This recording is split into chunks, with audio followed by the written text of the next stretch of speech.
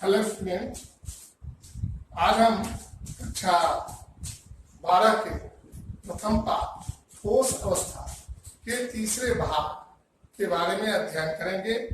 इस भाग में हम दो प्रकार के जो ठोस बच गए थे, सहसंयोजी ठोस और धात्विक ठोस, उसके बारे में जानकारी प्राप्त करेंगे। इसके बाद हम लोग क्रिस्टलीय जालक के बारे में जानकारी प्राप्त करेंगे। तो सबसे पहले हम देखते हैं सहसंयोजक ठोस।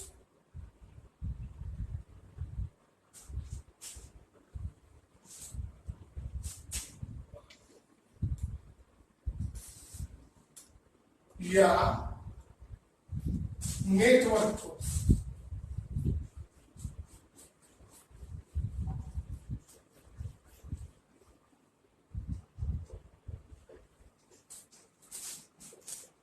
इस प्रकार के ठोस में अवयवी कण परमाणु होता है और इसमें जो बंधन होता है वह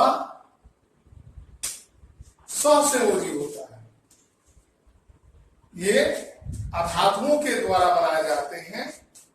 चूंकि इनकी व्यवस्था संपूर्ण ठोस में फैली होती है, इसलिए इस प्रकार के ठोस को नेटवर्क ठोस भी कहा जाता है। इस प्रकार के ठोस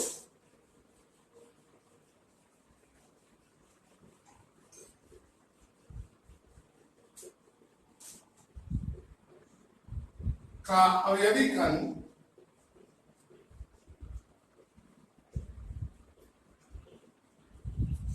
परमाणु होता है।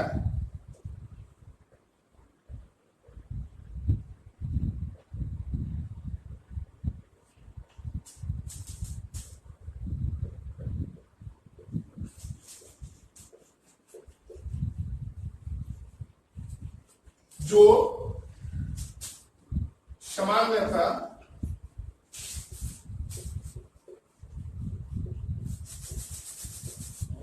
अधातुओं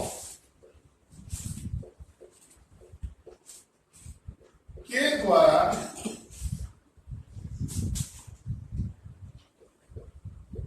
बनाए जाते हैं।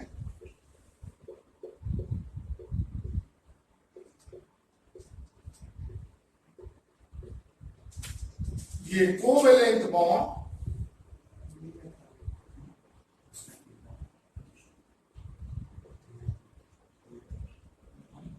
द्वारा बंधे होते हैं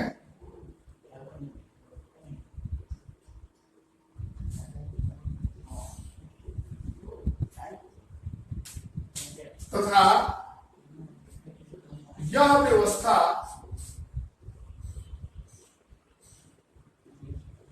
संपूर्ण ठोस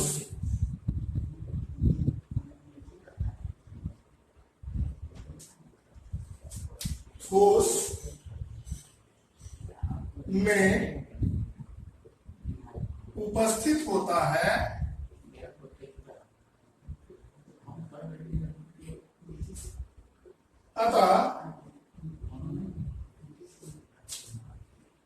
अतः इसे नेटवर्क ठोस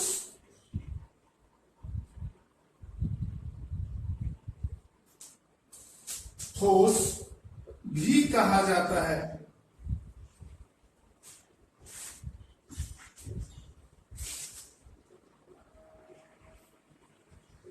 जैसे हीरा और ग्रेफाइट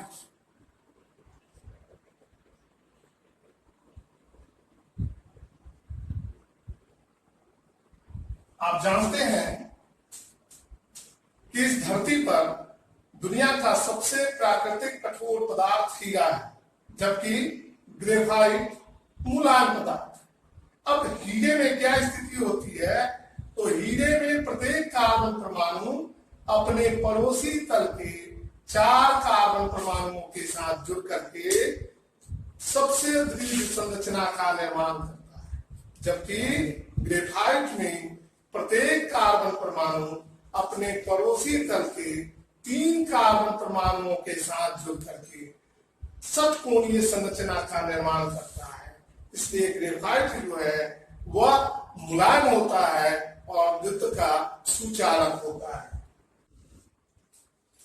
अब हम लोग हीरा की संरचना को देखते हैं और ग्रेफाइट की संरचना।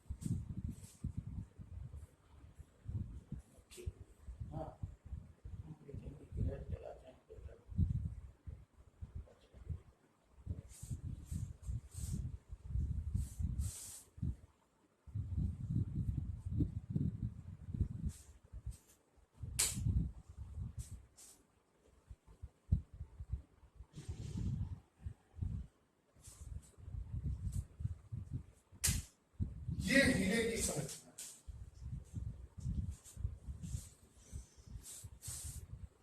इसमें प्रत्येक कार्बन परमाणु अपने पड़ोसी तल के 4 कार्बन परमाणुओं के साथ जुड़ा होता है और समचतुष्फल की यानी टेट्राहेड्रल संरचना का निर्माण करता है। यह संरचना प्रकृति के द्वारा बनाया गया सबसे कठोर संरचना है, जबकि मानव के द्वारा बनाया गया सबसे कठोर संरचना पदार्थ का नाम सिलिकॉन कार्बाइड है। हमारे शरीर का सबसे कठोरतम भाग जो है दांत का एनामेल होता है। ठीक इसके अपोजिट ग्रेफाइट में प्रत्येक कार्बन परमाणु अपने पड़ोसी तल के 3 कार्बन परमाणुओं के साथ जुड़ा होता है।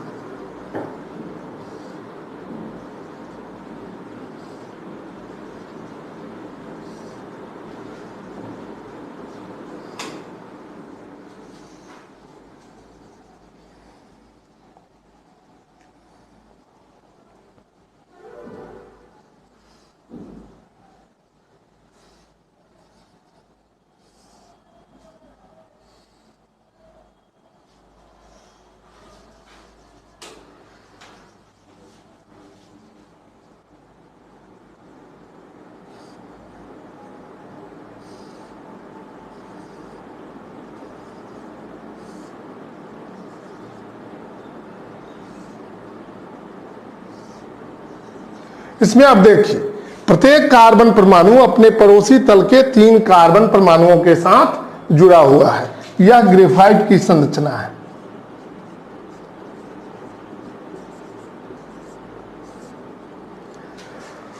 चूंकि कार्बन के आप जानते हैं कि कार्बन की संयोजकता 4 होती है और उसको अपने बाहरी कक्षा में 8 इलेक्ट्रॉन पूरा करने के लिए 4 इलेक्ट्रॉनों की आवश्यकता होती है।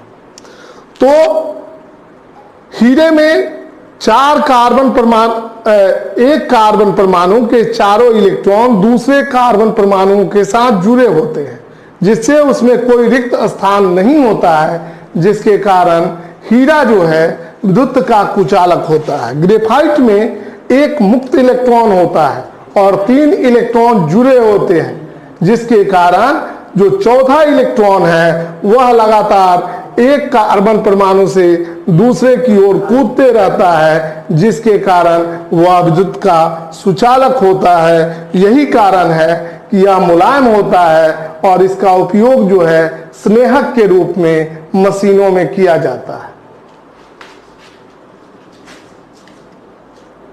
अब देखते हैं धात्विक ठोस, चौथा प्रकार का ठोस है धात्विक ठोस यानी मेटालिक सॉलिड।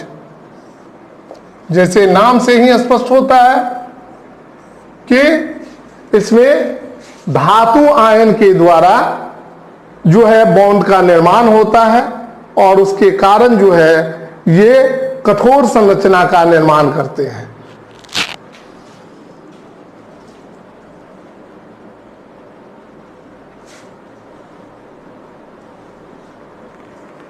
वैसे ठोस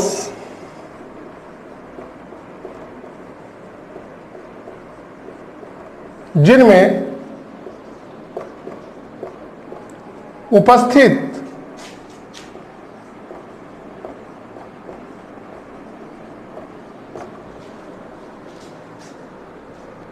धन आवेशित धातु आयन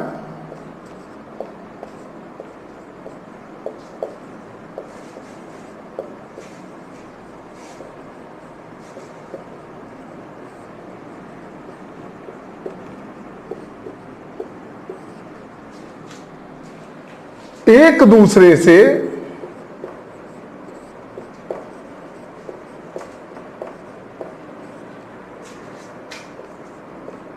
धात्विक बॉन्ड के द्वारा, धात्विक बंधन के द्वारा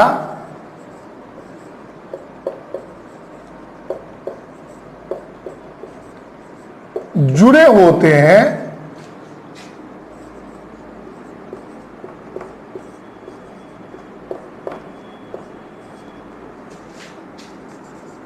धात्विक ठोस कहलाते हैं।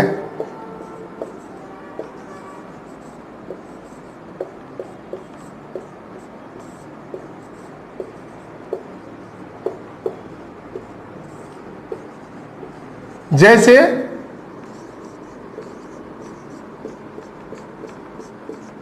कांसा, ये जो है कॉपर और टीन के जुड़ने से बना होता है। इसी प्रकार पीतल, पीतल में भी कॉपर होता है और जिंक होता है।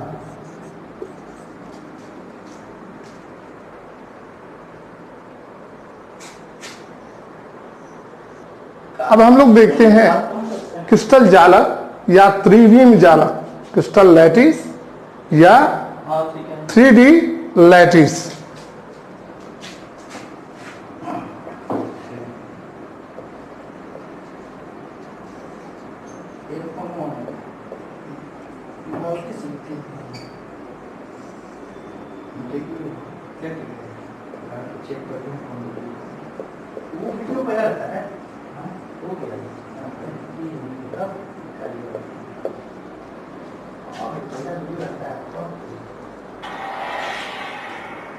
त्रिविम में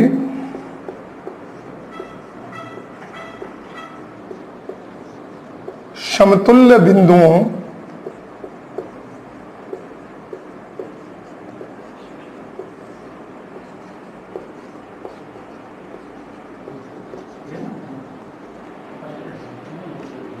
समतुल्य बिंदुओं का एक नियमित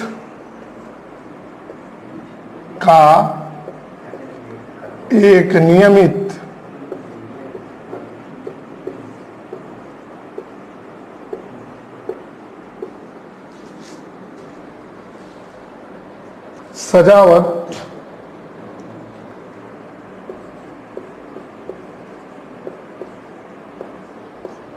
जो एक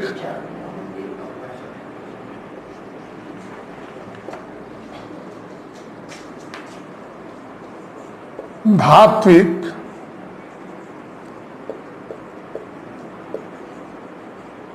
आयनिक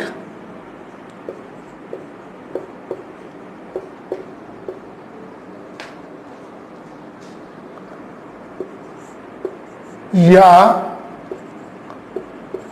आणविक ठोस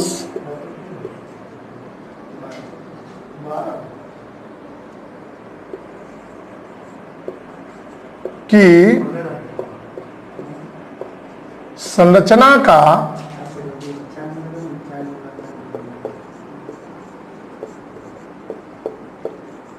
वर्णन करते हैं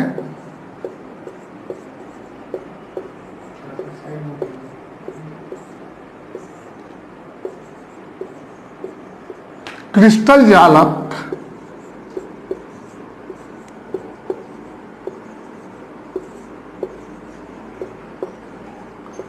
या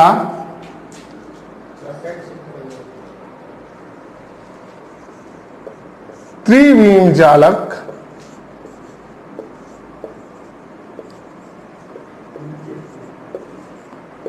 कहलाते हैं।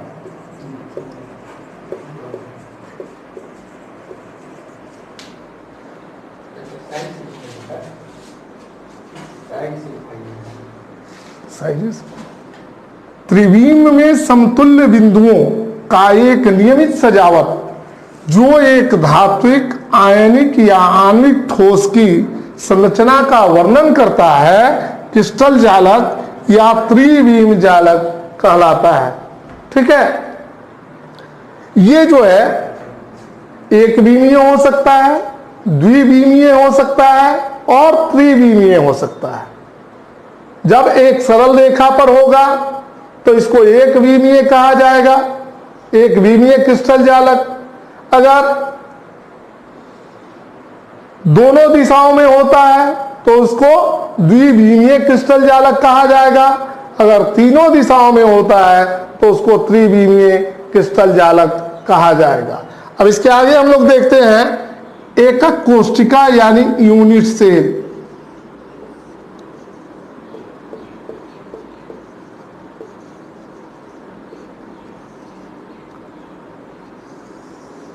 यूनिट सेल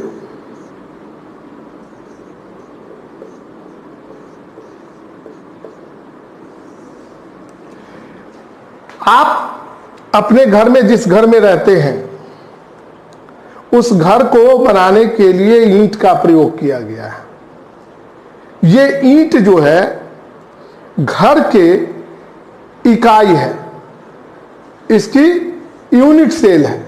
ठीक उसी प्रकार जो ठोस पदार्थ होते हैं वो छोटे छोटे यूनिट सेल के मिलने से बने होते हैं, चाहे वो आणविक हो, चाहे आयनिक हो, चाहे धात्विक हो या सहसंयोजी हो। सभी प्रकार के ठोस जो हैं छोटे छोटे इकाई सेल से मिलकर बने होते हैं।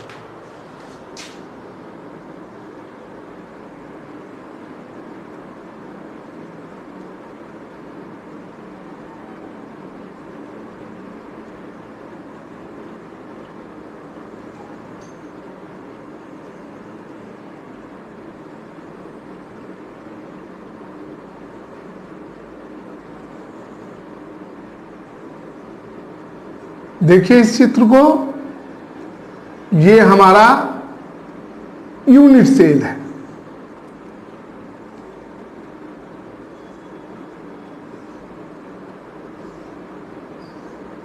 इसके कंस्टिट्यूएंट पार्टिकल जो होते हैं अवयवी कण जो कोनों पर अवस्थित है, या परमाणु हो सकता है यानी एटम हो सकता है, अणु यानी मॉलिक्यूल हो सकता है, आयन यानी आयन हो सकता है।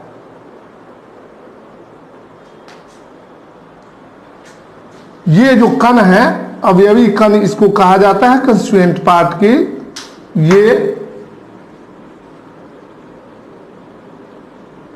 ये परमाणु हो सकता है, अणु हो सकता है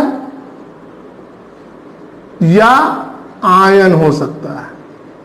तो ठीक जितने भी ठोस पदार्थ होते हैं वो इन्हीं छोटी छोटी यूनिट सेल से मिलकर बनी होती हैं, जिसके बारे में हमको पढ़ना है। तो सबसे पहले हम देखते हैं एकक कोष्ठिका किसे कहते हैं। What is unit cell? किसी क्रिस्टल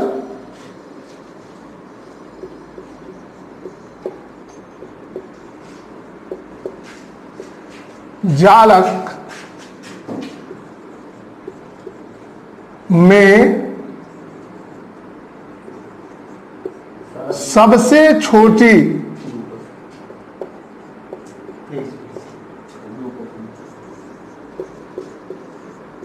इकाई, आवर्ती इकाई, सबसे छोटी आवर्ती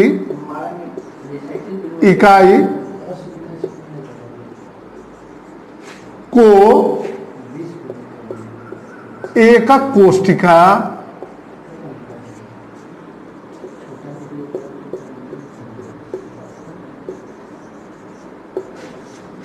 कहते हैं।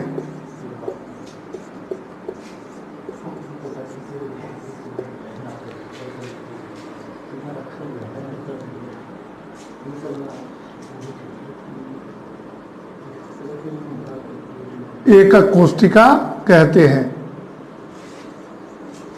ये जो है, ये कोनों पर उपस्थित जो कण है, या एटम हो सकता है, आयन हो सकता है, या मॉलिक्यूल हो सकता है।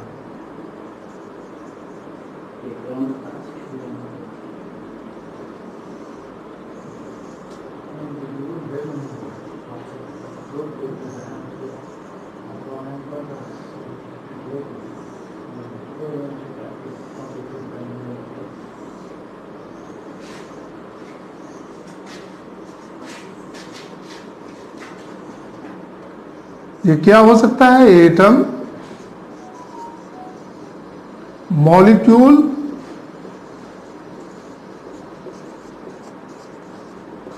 या आयन।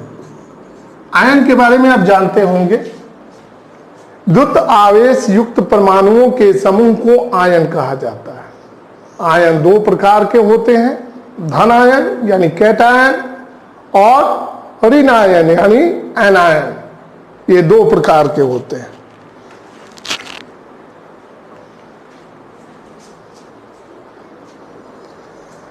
हेलो स्टूडेंट, तो आज हमारा तीसरा भाग जो है, ठोस अवस्था का तीसरा भाग समाप्त होता है। वीडियो लंबा होते जा रहा है। अगला भाग जो है, हम अगले वीडियो में इसको आपको आपके सामने प्रस्तुत करेंगे। आप हमारे वीडियो को, हमारे चैनल को लाइक, सब्सक्राइब और शेयर करें, ताकि आप लोगों को हमारा आने वाला नया वीडियो आसानी से और सबसे पहले प्राप्त हो सके। धन्यवाद।